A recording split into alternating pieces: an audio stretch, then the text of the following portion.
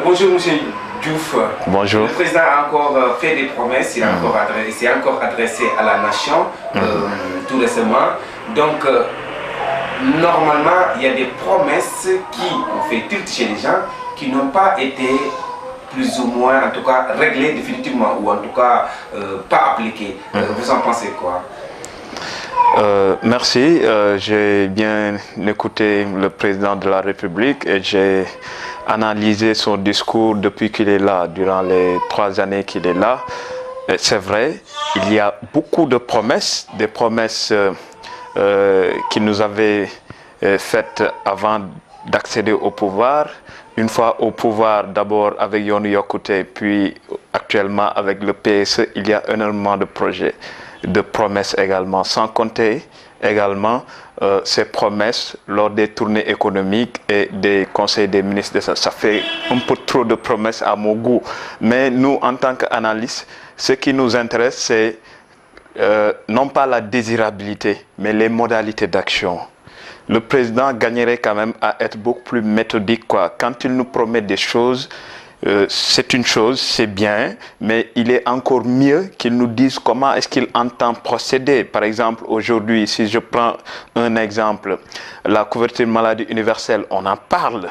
C'est vraiment approuvé par tous, mais aujourd'hui, personne ne peut dire que la couverture maladie universelle est une réalité.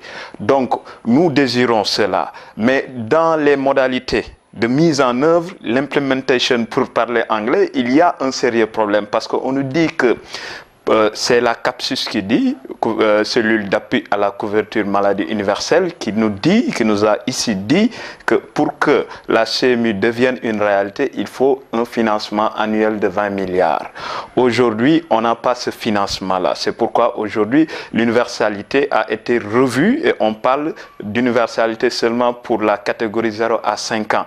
Et même dans le cadre des risques couverts, il y a beaucoup de problèmes parce que les hôpitaux ne peuvent pas couvrir tous les risques pour les 0 à 5 ans parce qu'effectivement, les moyens ne suivent pas. Donc, la couverture maladie universelle jusqu'à présent n'est qu'un slogan vide de sens qui ne colle pas à la réalité. La question de l'emploi aujourd'hui, on en parle. Et moi, je l'inscris dans le contexte général de la demande sociale. Parce que la demande sociale, il faut le dire au président de la République, ce n'est pas seulement baisser les loyers, baisser les denrées. Il faudrait également que les gens aient accès à l'emploi salarié et aux revenus pour pouvoir aller sur le marché et peut-être faire le commerce qu'il faut. Et de ce point de vue, rien n'a été fait. Au contraire, depuis que le président de la République est là, j'ai comme l'impression qu'il y a une crispation au plan économique, quoi. Rien ne marche au plan économique. Les opérateurs économiques, le patronat râle. Les jeunes que nous sommes, nous avons beaucoup de mal à trouver de l'emploi. Quand bien même nous sommes diplômés, il y a beaucoup de difficultés à avoir un stage.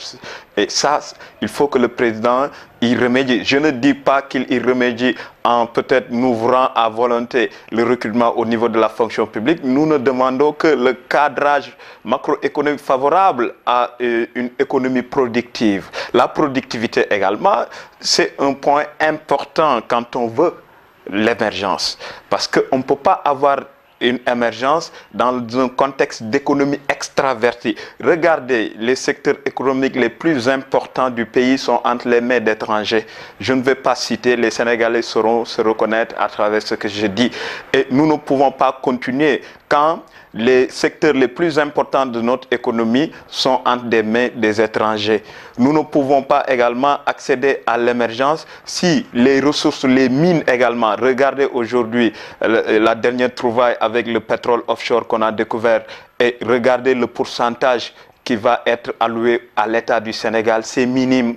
Et voilà nos ressources qui vont nous filer entre les doigts et l'économie ne va pas en bénéficier parce que c'est des capitaux qui vont fuir vers l'étranger. Et de ce point de vue, je pense que le président gagnerait à se recadrer. Aujourd'hui, on nous parle de d'émergence. Je dois dire que l'émergence, c'est d'abord et avant tout une croissance à 2 chiffres. de façon durable et soutenue. Et cela ne peut être possible que si et seulement si, d'abord, les ressources dont nous disposons sont gérées à bon escient, c'est-à-dire que les ressources reviennent à notre économie, que les capitaux ne fuient pas. Ça, c'est un problème. Regardez aujourd'hui la question de la croissance. On n'a même pas fait mieux que sous Abdoulaye Wade en 2006. Alors qu'à cette époque-là, on avait le pic de 6% de taux de croissance. Nous sommes aujourd'hui à 4-5%. Nous sommes le plus mauvais élève de la CEDEAO parce que la moyenne de la CEDEAO est à 7,4%. Même la Côte d'Ivoire, qui a connu des difficultés, la guerre civile et tout, nous a devancé de très loin. Et aujourd'hui, je pense qu'on gagnerait quand même à être beaucoup plus sobre, à être beaucoup plus patriote, parce que quand le président de la République dit la patrie avant le parti, cela devrait se traduire dans la façon de gérer l'économie, les secteurs névralgiques de notre pays. Regardez aujourd'hui les opérateurs économiques sénégalais, les bailleurs de fonds nationaux se plaignent de ce manque de patriotisme économique. Et ça, c'est beaucoup de choses à la fois qui, en fin de compte, ne nous mènera certainement pas vers l'émergence. Et s'il faut effectivement, parce que c'est vrai que des promesses, il y a beaucoup qui promettent et qui ne reviennent pas, mais s'il faut vraiment reprocher quelque chose au président, c'est à quel niveau? C'est au niveau, comme vous dites, social, par rapport à l'emploi, où il n'a pas peut-être pu le cadrer, ou bien c'est au niveau aussi de cette gestion, de cette rupture qu'il avait annoncée et qu'on voit aujourd'hui avec les histoires de sa famille, de cette dynastie. C'est où qu'il faut vraiment le vouloir, je veux dire. Voilà, moi je crois que le problème du Sénégal, depuis les indépendances, c'est les acteurs politiques.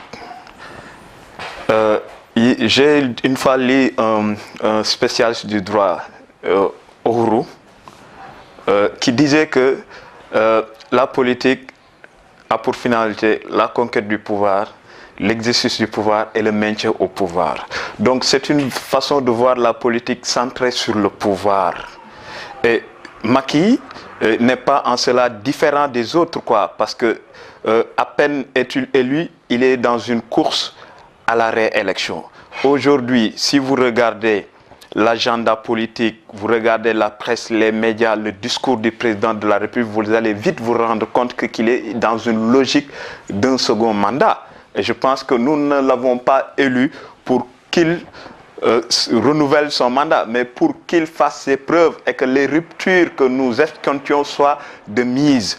Et de ce point de vue, moi, je reste sur ma faim par rapport à beaucoup de ruptures. Aujourd'hui, je voudrais revenir sur le contexte qui avait amené le président de la République à la présidence. C'était le contexte des assises nationales. Il y avait en toile de fond une vision commune, partagée, qui devait nous mener vers la rupture. C'est les conclusions des assises nationales que le président de la République a signées.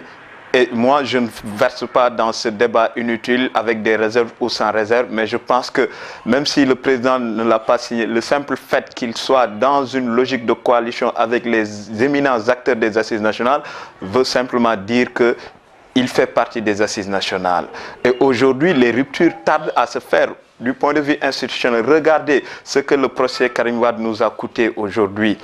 Je pense qu'il serait mieux si on avait pris le soin de faire en sorte que la justice soit réellement indépendante, en faisant quoi? C'est-à-dire en supprimant le ministère de la Justice et en donnant une autonomie complète à la justice. Et dans ce cas-là, on se serait épargné de dire que tout ça c'est un procès politique parce que ce sera un agenda purement judiciaire. J'ai l'impression qu'aujourd'hui, l'agenda de la justice n'est rien d'autre que l'agenda politique du président de la République qui se sert de la justice aujourd'hui pour écarter des adversaires politiques, quoi. Je voudrais... Sur ça, on va s'arrêter. Sur ça, en fait, les gens étaient plus ou moins contents en disant c'est une des promesses qui a été tenue, que nul ne sera protégé. Ouais. Et là, ils venaient d'en prendre. Donc, vous n'êtes pas satisfait ou... Bon, c'est-à-dire que je reste sur ma faim. C'est vrai que c'est une bonne chose en soi que quand même de vouloir faire dans la réduction des comptes. Mais pour y voir plus clair, regardez l'instrument que nous avons choisi pour faire cette réduction des comptes, c'est la CREI. La CREI, c'est une loi de 1981. Donc ce qui veut dire que voilà, tous ceux qui ont eu à gérer des fonds publics depuis 1980 peuvent être traduits devant la CREI aujourd'hui. Ce qui veut dire quoi? Tout ce qui entoure aujourd'hui le président et le président de la République lui-même, que ça soit Tanor, Moustapha Niasse, les Khalifa Sall, mes amis de la gauche, ils sont tous passibles devant la CREI. Et si on y regarde de plus près, je pense qu'il y a des gars qui n'ont jamais occupé d'emploi salarié qui justifient aujourd'hui la richesse dont ils se prévalent aujourd'hui. Pourquoi aujourd'hui va-t-on dire que oui, c'est une bonne chose que Karim Wade soit en prison et fermer les yeux alors qu'on sait que la CREI est là pour refaire la reddition des comptes depuis 1980 jusqu'à nos jours? Pourquoi cette chasse à la sorcière? Pourquoi cette justice avec des œillères? Pourquoi cette justice ciblée? Moi, c'est des questions que je me pose aujourd'hui. Quand on faisait le débat au sein des Assises nationales, on a fait un bilan sur les 50 ans. Donc, s'il faut revenir sur les 50 ans, on ne peut pas s'en limiter à ces 12 dernières années, quoi. Nous avons dû, depuis 1960, ça fait 55 ans aujourd'hui que les acteurs politiques se sucrent dans le dos des Sénégalais. Moi, voilà où j'attendais le président de la République. Maintenant, je ne dis pas qu'il faut en arrêter là, on va voir la suite. Est-ce que les 25 autres qui sont sur la liste du président de la République vont non seulement être convoqués devant la CREI, mais est-ce qu'on va en rester là? Ou bien est-ce que la CREI, le procureur de la République, va avoir l'audace qu'il faut pour aller pêcher au-delà des rangs du PDS? Vous êtes travailleur social de votre spécialité, spécialisation aussi, mais donc vous avez parlé de l'emploi, c'est une question sociale, mais quand on parle, quand on suit sur le terrain de ce qu'ils appellent voilà, la réduction des denrées de première nécessité, la réduction des loyers, et à ce niveau, on voit qu'il y a aussi problème. Moi, je pense que dans cette affaire-là, c'est comme je l'appelle, il y a beaucoup d'effets fumigènes.